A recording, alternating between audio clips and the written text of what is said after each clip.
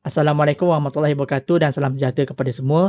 Saya Muhammad Rizal bin Ahmad, pensyarah program Diploma Teknologi Maklumat bagi kursus DKB 2343 Server Installation and Configuration dan kursus DKB 4313 Administering Server. Kelas hari ini adalah berkenaan penetapan DHCP dalam Windows Server 2012. Jadi kita akan lakukan konfigurasi pertama kita untuk servis DHCP dalam Windows Server 2012. Pada dasarnya, apa yang akan kita lakukan hari ini ialah kita akan menyediakan skop atau ruang lingkup untuk DHCP. Kita akan membuat penetapan supaya pelayan Windows Server 2012 kita dapat memberikan alamat IP DHCP kepada klien-klien. Dalam kelas sebelum ini, jika anda masih ingat, kita sudah pun memasang servis DHCP pada pelayan Windows 2012 kita. Apa yang akan saya tunjukkan hari ini ialah cara bagaimana mengkonfigurasi DHCP server. Sebelum kita memulakan amali, saya ingin jelaskan sedikit mengenai rangkaian untuk memastikan bahawa kita semua berada dalam track yang betul. Tujuan amali hari ini ialah supaya semua komputer klien kita dapat menerima alamat IP dinamik daripada DHCP server kita. Ya, apa yang telah kita laksanakan dalam kelas sebelum ini adalah kita telah pun membuat pemasangan DHCP, ya, DNS, Active Directory, semuanya di dalam satu server. Hari ini kita akan melaksanakan konfigurasi servis DHCP yang telah kita install tempoh hari supaya server kita dapat memberikan alamat IP kepada klien-klien yang menyambung kepadanya. Peranti lain yang perlu kita ambil perhatian untuk hari ini adalah modem atau router ISP yang menghubung kita ke internet. Seperkara yang harus anda ketahui bahawa setiap router atau modem mempunyai konfigurasi DNS yang telah terpasang di dalamnya.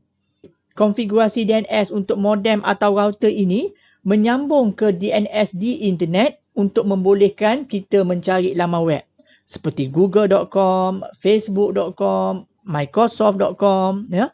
Modem atau router ini adalah default gateway dan biasanya ia mempunyai alamat IP .1. Contohnya 192.168.0.1. Jadi alamat IP ini akan menjadi default gateway dan juga DNS server. Sekarang kita mempunyai DHCP, DNS dan Active Directory di dalam server ini. Katakan saya jadikan alamat IP server saya ini sebagai 192.168.0.2. Okey, seterusnya perkara penting yang harus kita ambil perhatian adalah DNS. Jadi kita ada dua DNS ini. Satu DNS di dalam modem ataupun router ni. Yang kedua adalah DNS di dalam Windows Server kita. Ingat, fungsi DNS adalah untuk memetakan nama host dan nama domain ke alamat IP. Jadi apabila kita membuat konfigurasi DHCP nanti, apa yang kita perlu lakukan ialah kita jadikan 192.168.0.2 ini sebagai primary DNS server dan 192.168.0.1 ini pula sebagai secondary DNS server. Jadi apabila komputer klien cuba mencari host, contohnya facebook.com, komputer akan masuk ke dalam primary DNS server kita dahulu iaitu local server kita ini, dan jika dia tidak menemuinya di sana, barulah ia akan pergi ke modem ISP ataupun router ini untuk mencari facebook.com. Inilah satu perkara yang harus diambil perhatian sebelum kita memulakan penyediaan skop DHCP kita. Anda mesti mendapat idea bagaimana alamat IP yang ingin anda gunakan.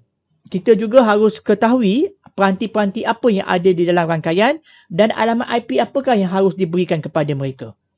Jadi jika anda mempunyai peralatan rangkaian yang memerlukan alamat IP statik mereka sendiri, anda perlu menyenaraikannya sebelum menyediakan skop DHCP anda. Dalam kes saya mempunyai dua peralatan di sini yang mempunyai alamat IP statik iaitu modem 192.168.0.1 dan juga server 192.168.0.2.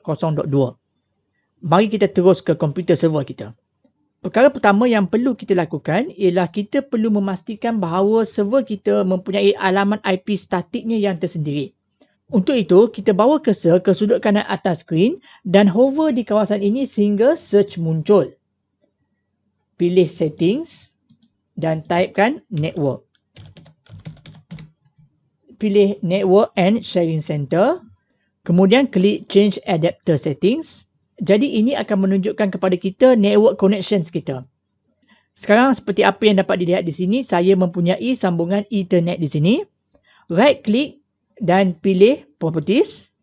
Turun ke TCP/IP version 4 dan klik Properties. Dan kemudian pilih Use the following IP address dan typekan 192.168.0.2 iaitu alamat IP server kita. Saya memberikan ianya default subnet mask dan juga default gateway-nya adalah 192.168.0.1 iaitu router kita yang menyambung ke internet. Kemudian kita pergi ke tetapan DNS di bawah ni. Okey, kita sebenarnya sedang menyiapkan server kita ini untuk menjadi DNS server, tetapi konfigurasi DNS ni kita akan buat di dalam kelas yang akan datang. Maka saya mahu preferred DNS adalah server ini sendiri dan alternate DNS adalah router. Maka saya letakkan preferred DNS 192.168.0.2 manakala alternate DNS adalah router kita iaitu 192.168.0.1. Jadi jika server ini cuba mencari local komputer bernama contohnya PC3, ia akan dapat mencari maklumat IP komputer itu. Jika server ini cuba mencari katakanlah facebook.com, ia akan dapat menyambung ke router untuk mendapatkan alamat IP tersebut. Okey, tekan butang OK, close dan kemudian kita tutup. Seterusnya apa yang akan kita lakukan ialah kita akan turun ke sudut kiri bawah dan klik pada Server Manager. Lihat di bahagian sudut kiri atas tertera DHCP. Tetapi jika kita klik padanya, ia mengatakan Configuration required for DHCP server at server-DC1. Server-DC1 ni adalah nama server kita. Jadi ini memberitahu kita bahawa kita perlu melakukan konfigurasi maklumat DHCP untuk pelayan kita ni. Untuk melakukan konfigurasi tersebut, pergi ke menu Tools dan ini memberikan kita senarai semua tools untuk konfigurasi server kita dan senarai perkhidmatan yang telah dipasang di dalamnya. Jadi klik pada DHCP dan ini adalah salah satu Microsoft Management Console atau MMC. Konsol inilah yang kita akan gunakan untuk mentadbir DHCP kita. Okey, saya besarkan sikit konsol ini.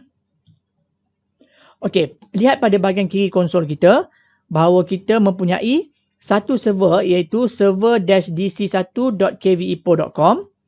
Ya, yang mana nama server kita adalah server-dc1 dan kita telah tetapkan nama domain kita adalah kvepo.com. Kita terus saja ke konfigurasi DHCP server kita ini. Jadi untuk melakukan itu, apa yang kita perlu lakukan ialah pergi ke bahagian yang tertera IP version 4 dan kemudian right click padanya dan kita dapat melihat bahawa kita mempunyai option New Scope. Okey, scope ialah kumpulan alamat IP yang akan diberikan secara automatik oleh server ini. Okey, klik pada New Scope dan ini akan membawa kita kepada suatu wizard. Klik Next dan kemudian wizard ini menanya apakah nama scope yang hendak kita buat. Untuk ini saya namakan Makmal Score. Kemudian kita klik Next. Sekarang ia bertanya kepada kita apakah julat alamat IP. Jadi kita harus putuskan apakah dia ruang lingkup atau skop alamat IP yang hendak kita berikan kepada klien-klien kita. Katakanlah start IP address saya letakkan sebagai 192.168.0.100 dan end IP addressnya adalah 192.168.0.199. Seterusnya ia meminta kita untuk memasukkan maklumat subnet mask. Saya memilih untuk biarkan saja default subnet mask ini dan klik butang Next. Sekarang apa yang ditanya oleh wizard ini ialah julat alamat IP yang ingin anda kecualikan daripada skop yang kita buat tadi. Kerana mungkin ada beberapa alamat IP yang anda mahu kecualikan untuk diberikan kepada klien melalui DHCP. Ini bergantung kepada anda. Saya secara amnya telah memastikan bahawa semua alamat IP yang perlu dikecualikan tidak berada dalam skop tadi. Oleh itu, saya tidak meletakkan apa-apa di sini dan klik butang Next. Okey, melalui DHCP, ketika alamat IP diberikan kepada klien, alamat IP mempunyai tempoh masa penggunaan untuk jangka masa tertentu yang dipanggil least duration. Secara default, tempoh masa tersebut adalah selama 8 hari. Bergantung pada persekitaran anda. Yang mana mungkin anda mahukan tempoh ini menjadi lebih lama atau lebih pendek. Contohnya anda bertugas di sebuah pusat panggilan atau call center yang mempunyai 1000 komputer yang pada dasarnya komputer itu hanya berada di situ saja. Pekerja di sana menggunakan komputer tersebut setiap hari, jadi anda mungkin boleh meletakkan list durationnya selama 30 hari. Sebaliknya untuk rangkaian contohnya di universiti, yang mana pelajar-pelajar connect dan disconnect dari network universiti tersebut semasa ke semasa. Dalam persekitaran seperti itu, anda mungkin mahu meletakkan list durationnya untuk tempoh yang lebih pendek, contohnya 3 jam. Ini untuk memastikan semua pelajar yang masuk dan keluar rangkaian universiti tersebut, mereka tidak menghabiskan semua alamat IP anda. Untuk ini, saya biarkan saja default 8 hari ini dan klik butang Next. Sekarang ia menanyakan, adakah anda ingin mengkonfigurasikan option-option untuk DHCP ini sekarang? Untuk ini saya katakan yes, I want to configure this option now dan klik next. Jadi sekarang ia menanya, apakah default gateway kita? Default gateway adalah modem atau router ISP kita. Jadi seperti dalam agenda di awal kelas tadi, 192.168.0.1 adalah default gateway kita. Anda sebenarnya boleh memberikan lebih daripada satu default gateway. Tetapi dalam agenda kita, kita hanya mempunyai satu default gateway dan untuk ini kita klik add dan klik butang next. Berikut ini ia menanyakan kepada kita apakah dia parent domain. Jadi parent domain kita adalah kvepo.com dan di bawah ini ia meminta pula maklumat DNS server. 192.168.0.2 adalah primary DNS kita. Dan manakala 192.168.0.1 adalah secondary DNS kita. Saya boleh menggerakkan alamat IP DNS server ini ke atas atau ke bawah. Ya. Tapi saya ingin menjadikan 192.168.0.2 ini sebagai primary DNS server. Maka saya letakkan dia pada bahagian yang paling atas sekali. Kemudian kita klik butang next. Ini pula ia menanyakan kita sama ada kita mempunyai Win server. Jika rangkaian anda masih menggunakan peralatan legacy yang menggunakan Win server, anda boleh memasukkan maklumat tersebut di sini. Untuk agenda kita ini, kita klik saja next. Dan sekarang kita sampai ke penghujung wizard ini dan ia menanyakan adakah kita ingin mengaktifkan skop ini sekarang. Jadi kita katakan yes dan klik next. Dan selesai.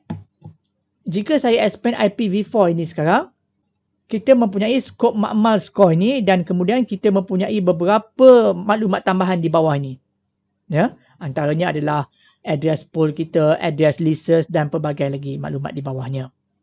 Jadi kita telah berjaya menetapkan skop DHCP asas kita. Jika kita right click pada nama server kita, di bawah ini terdapat menu all tasks dan terdapat option-option start, stop, pause, resume dan juga restart. Atas sebab-sebab tertentu, jika anda harus menghentikan atau memulakan semula servis DHCP server kita, anda boleh melakukannya di sini. Seperkara yang harus diambil perhatian, jika anda menggunakan router, sila pastikan fungsi DHCP di dalam router ini dimatikan. Jika anda menggunakan DHCP server di dalam rangkaian anda. Jika anda mempunyai banyak DHCP server di dalam local area network anda, dan ianya tidak berkomunikasi antara satu sama lain, ia akan mengakibatkan gangguan. Jadi sebelum anda menyediakan servis DHCP pada Windows Server 2012 anda, pastikan anda mematikan dulu fungsi DHCP di dalam router anda. Jika tidak, ia akan mengakibatkan banyak masalah. Tamatlah kelas kita hari ini berkenaan konfigurasi DHCP pada Windows Server 2012 kita. Pada kelas akan datang, kita akan mempelajari bagaimana membuat konfigurasi DNS dan membina Active Directory kita. Saya berharap anda seronok belajar hari ini dan saya semestinya berasa seronok mengajar kelas ini tadi dan berharap kita akan berjumpa lagi.